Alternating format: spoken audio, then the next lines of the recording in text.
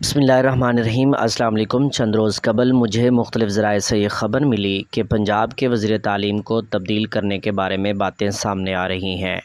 ممکن ہے کہ رانا سکندر حیات کو تعلیم کی وزارت سے ہٹا دیا جائے۔ میں ایک دم چونک گیا کہ یہ کیسے ہو سکتا ہے۔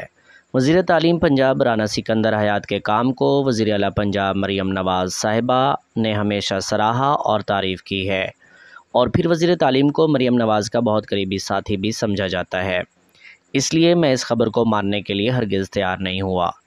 اس بات کے اگلے ہی دن مجھ سے سوشل میڈیا کے کچھ دوستوں نے پوچھا کہ ہم نے سنا ہے کہ ایجوکیشن منسٹر کی چھٹی کروانے جا رہے ہیں، اور اسی طرح کے کچھ سوالات میری ویڈیو کے کمنٹ میں بھی پوچھے گئے کہ اگر رانا سکندر حیات وزیر تعلیم نہ رہے تو PSR پروگرام کا کیا بنے گا۔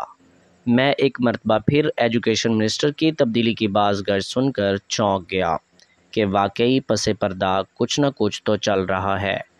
میں نے اپنے سورسز کو مصدقہ اطلاع لانے کا کہا۔ اگلے دن 14 اگست تھا، اور 14 اگست کے دن ایک مرتبہ پھر وزیر اعلیٰ پنجاب مریم نواز اور وزیر تعلیم رانا سکندر حیات مختلف پروگرامز میں ایک ساتھ دیکھے گئے۔ تصاویر اور ویڈیوز آپ نے بھی دیکھی ہوں گی۔ میں ایک لمحے کے لیے بھی یہ بات ماننے کو تیار نہ تھا۔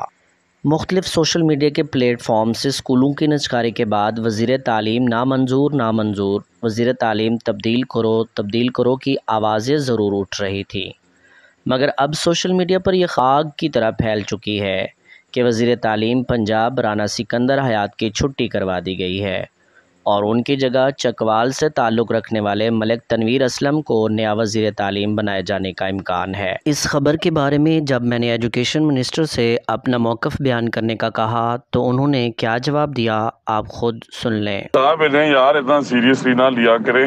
4 لاکھ 4.5 لاکھ بندے ہیں، انہوں نے کوئی نہ کوئی رشوت ڈیلی چھوڑنی ہوتی ہے۔